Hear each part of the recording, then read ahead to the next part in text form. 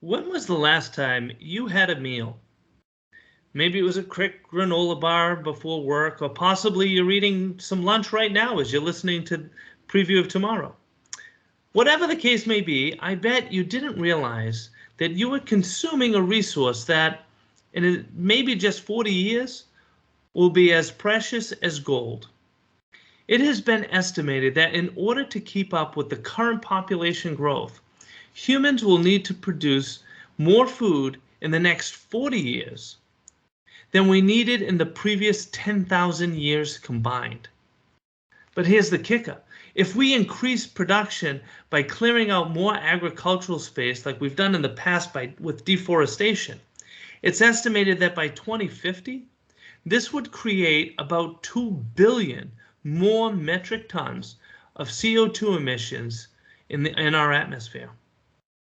So how do we deal with such an imminent crisis if we don't even have the space or the resources to do it?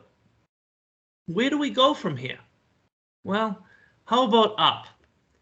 Hello, I am your host, Mike Lake, and in today's preview, I will be talking with Juan Succar, co-founder and CCO of Verde Compacto, a company designing indoor vertical farms, allowing fresh food anywhere, anytime, with their revolutionary farm-to-table supply chain. Innovation, resiliency, discovery.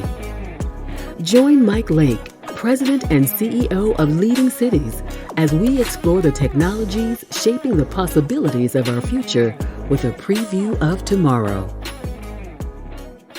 Hello and welcome, Juan. Thank you so much for joining us for this episode of Preview of Tomorrow. And as always, I want to welcome our listeners and viewers. Thank you all for joining us for another episode of Preview of Tomorrow. Today, it's my pleasure to introduce you to Juan Succar, who is the I'm going to start over. CCO, right? Juan? CCO, yeah. Yeah. Director, yeah. Yeah, I almost said COO. Sorry about that. All right, take two. No CEO, whatever.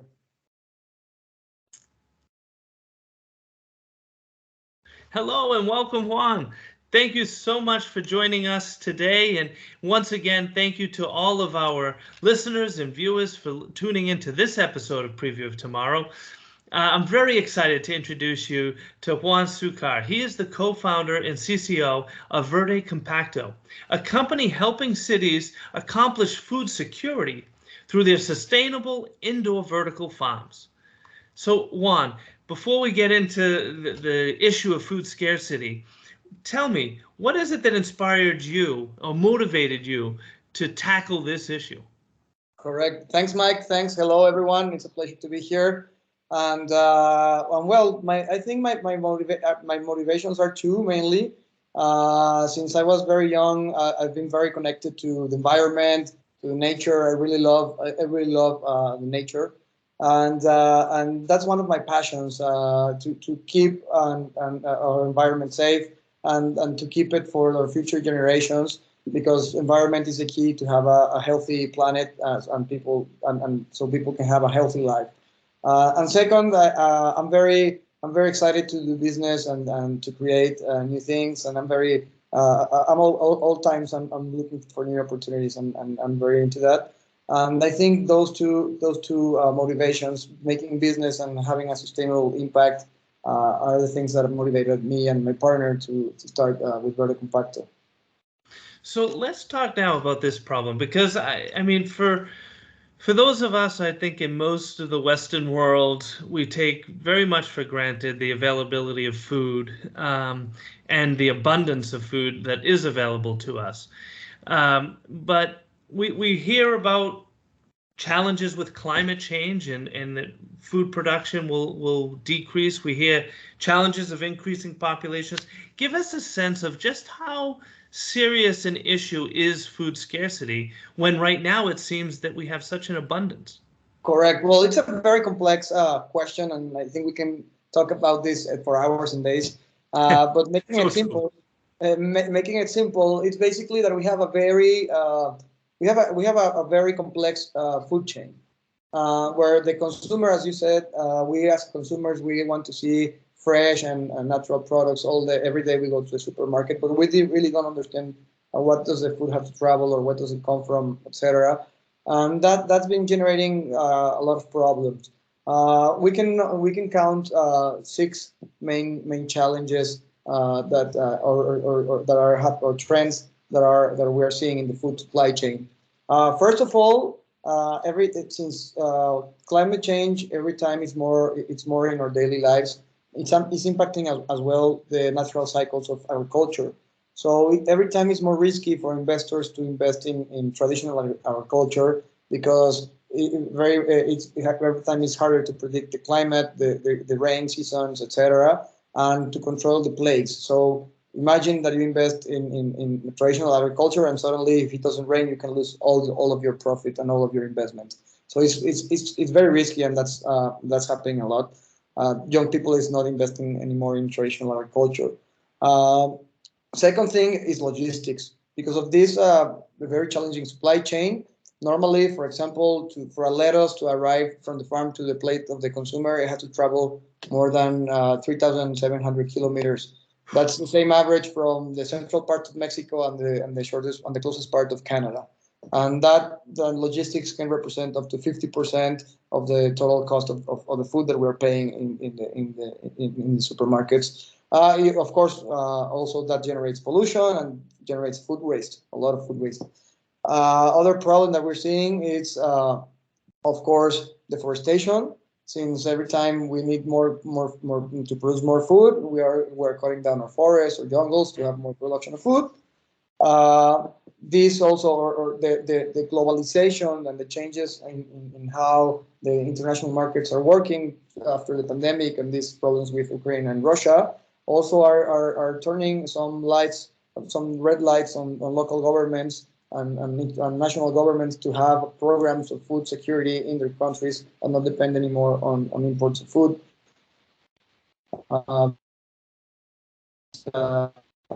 Fragile supply chain. And one of them, the other challenge that inspires us a lot and is very important, it's water. 80% of the water that is used around the world is consumed in agriculture. 80%, and more than 60% of this 80%, half of our water supply, it's wasted because of inefficient irrigation practices. Imagine we're throwing away 50% of our water in just agriculture. So that's a big thing now. And if we have and if we know that in 30 years, right now we're 7 billion people on the planet, but in 20, 30 years we're going to be 10 billion people, 30% more people to feed. So if we're having these problems today, how are we going to manage to feed the world's population? So that's the main challenge, and that's also something that the UN is inviting us as society to face this challenge on how to grow more food using less resources. Well, and I've seen, we've heard about, for instance, the Paris agreements and COP26 and all of these, COP27 and all of these initiatives that have really gotten countries to focus on the issue of climate change and the impacts of climate change. But, if we keep climate change to just a 1.5 degrees Celsius to 2 degrees Celsius difference, there's still a massive loss of production. I mean, as much as 17% of agricultural production is threatened at that reduced level. Correct. So, yeah. I mean, growing population, shrinking food supply equals a big problem for everybody. What is the solution? What can the average person do about it? What is Verde Compacto doing about it? Well, since it's a very complex problem and a worldwide problem that everybody is involved in, there's not a solution for this. The solution is to have a series of solutions, a series of changes, and a series of players making things different. And through collaboration of new solutions is how we want to manage to have a more intelligent and a more sustainable supply chain. And what Verde Compacto is doing to solve this problem is we are the first Latin American company that designs and develops indoor vertical farms. And indoor vertical farming is an industry that has been growing a lot in the past years because it's transforming the way that we're growing and consuming fresh products. Basically, what vertical farming is doing and what we are doing at Verde Compacto is to shorten all the supply chain and have sustainable and highly productive farms near the final consumer. Instead of making or sending a lettuce from Mexico to Canada, is to grow food near the final consumers, right, some blocks away from your table or from the supermarket, or if, for example, in the supermarket distribution center. So the same day you harvest, the same day that you have the fresh in the shelf. So what we're doing is designing, and we design and manufacture indoor vertical farming projects around the world to reduce the logistics and make farm to table consumption a consumption chain with zero waste of water, with no use of pesticides, and able to grow any time of the year and everywhere in the world, constantly all year round. So basically, that's what we're doing. For example, the farms that we develop through a technology we call Hopster allows us to grow in every 320 square feet of growing space the same amount of food that as an acre. So imagine now you can have high volume and high yield farms in cities for people to have fresh and highly nutritious products near them. So that's basically and taking away all of the problems of the supply chain, of climate change, of water, and that way it's a more sustainable way to grow using less space, and where everybody all the stakeholders in the chain have a positive impact. The consumer has more nutritious and more fresh food near them. The farmer has more volume, and they can get to added value markets easily, and and at the end, society and environment are benefited because you use less water, less pesticides, less land, and it's a cycle that starts to develop. So it's like the perfect trifecta. It's better quality, cheaper, and you're not having the negative environmental impact. Correct. So just to create the mental image for us, this is large scale production, right? This is not Exactly. in home, even though it's Exactly. indoor.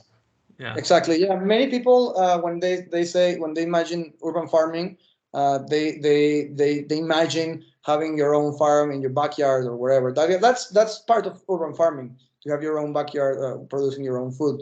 What we're doing is allow more massive or a more industrialized solution for urban farming. Now that means that even you can get productions for supermarkets, for restaurants, for hotels, not only for your own consumption, but to make business out of urban farming, or to solve an auto consumption of certain products. So yeah, it's a high yield farm inside the city. And does, just to understand the model here, is Verde Compacto manage those farms, or you're selling the technology to someone who wants to be an urban farmer?